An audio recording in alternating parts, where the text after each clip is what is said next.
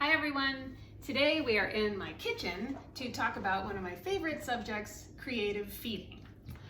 You have to feed your dog anyway, so you might as well make it fun. Creative feeding comes under the category of enrichment. Please take a look at the videos on play, because I talk more about that there. But for this one, it's really just how you feed your dog.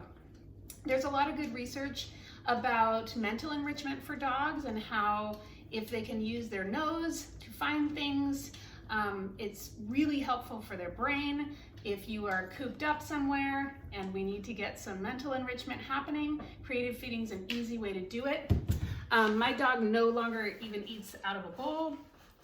All of his food comes from different objects. Now, there are things like this.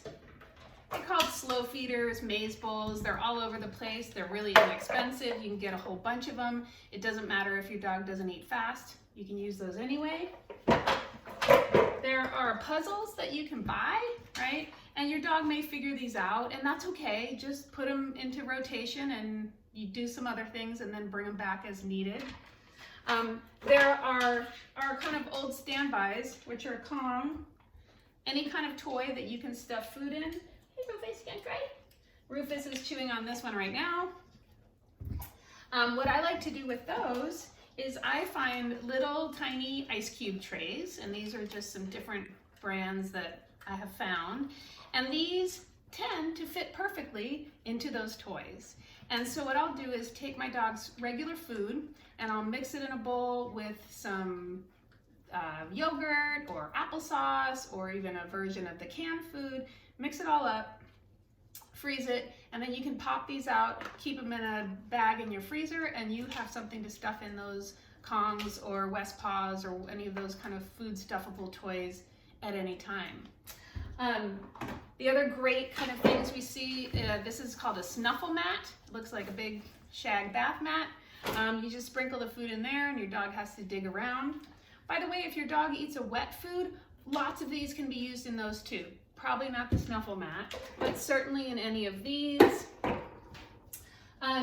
This is a version of a snuffle mat. It's a ball. You can stick kibble in there and he has to roll it around to find it. I have things like this giant box of balls. Throw food in there and he's got to dig through that in order to get dinner as well. And these are all things that you can buy, but you can also just use your recycling material. So here's a big fruit container. You can start with it open, maybe close it. Your dog has to nudge it around. Here's a smaller egg carton. Do the same thing there.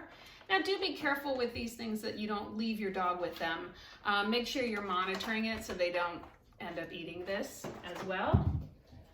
I also really like using box liners, especially wine box liners, because then you have to buy some wine. But with these, you just throw the food in here and they can chew it up and rip it up, and then the leftover just goes in my yard waste.